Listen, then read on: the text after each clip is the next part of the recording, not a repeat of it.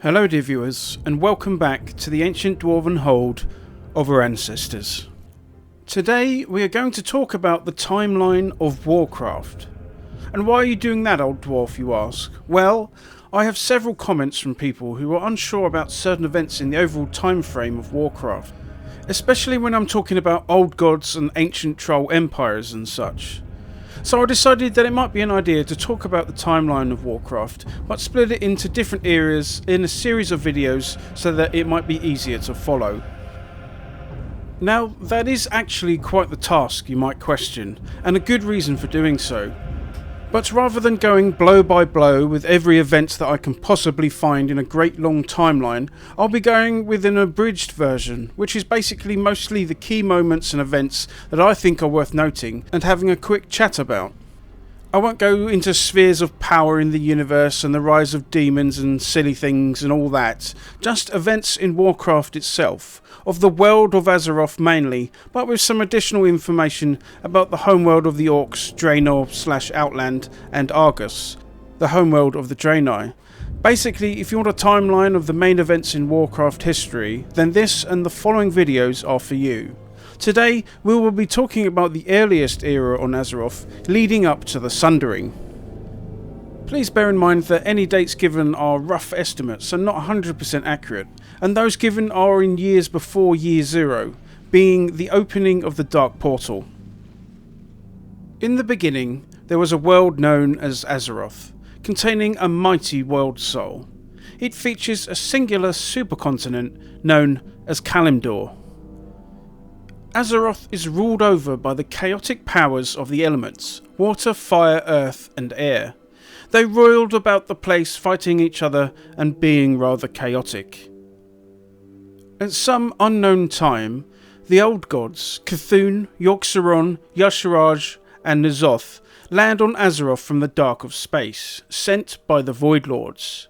After a great war, they subjugate the four elemental lords, Ragnaros, Neptulon, Alakir and Therazane, and form the Black Empire, covering the entirety of the planet in darkness and despair. Then the Titans came upon Azeroth and discover the old gods attempting to corrupt the world soul that lay within. Ysera is destroyed by Amenthul, the wound filled with arcane lifeblood of the planet, creating the first Whale of Eternity. The other three old gods are chained under the planet's surface by the Titans' forces.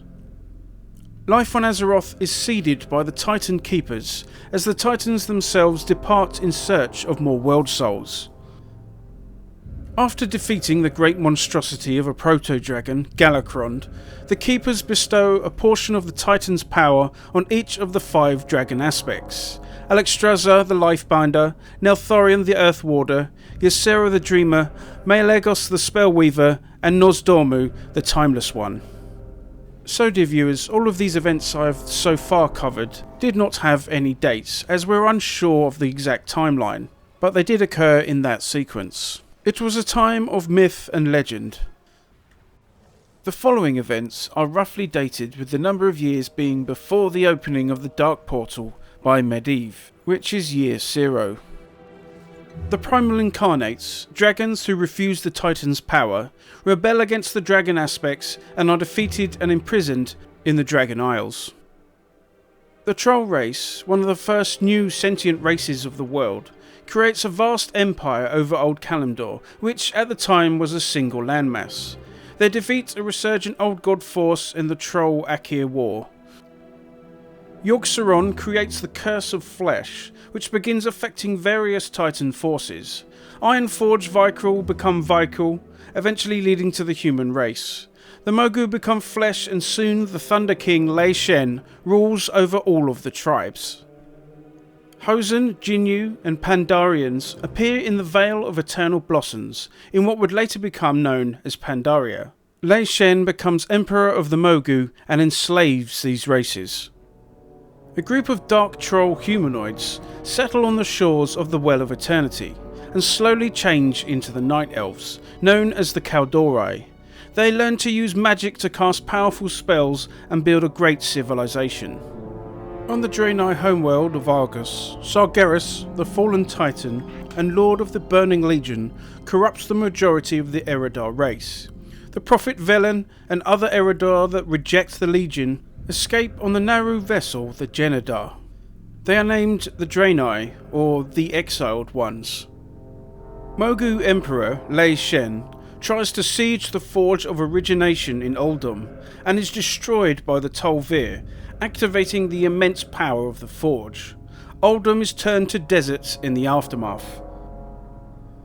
The first Pandaren monk, Kang, leads the enslaved Pandaren in a revolt against the Mogu, leading to their freedom and the founding of the Pandarian Empire. The Night Elf Queen Ysera attempts to summon forth the fallen titan Sargeras through a portal into Azeroth using the Well of Eternity. Those Night Elves not loyal to the corrupted Queen fight against the Legion, along with the dragon aspects and the spirits of the land. The Legion is defeated, and the Well of Eternity is destroyed, causing the cataclysmic event known as the Sundering. This sinks most of Azeroth's landmass, leaving only a small number of islands above the waves. The Pandaren Emperor, Xiao Hao, clears himself of burdening emotions and creates a protective mist around Pandaria, which protects it from the Sundering and all ensuing conflict, but lays hidden from the rest of the world. Ysera and many of her supporters are sunk beneath the ocean, but she strikes up a bargain with the imprisoned N'Zoth, turning her and her followers into the serpentine race, the Naga. And there we leave it, dear viewers, the events in Warcraft and Azeroth leading up to the sundering of the old world. In the next video we will discuss the new world brought about by this event, leading up to the year 0 and the opening of the Dark Portal. Thanks for watching, and I shall see you next time.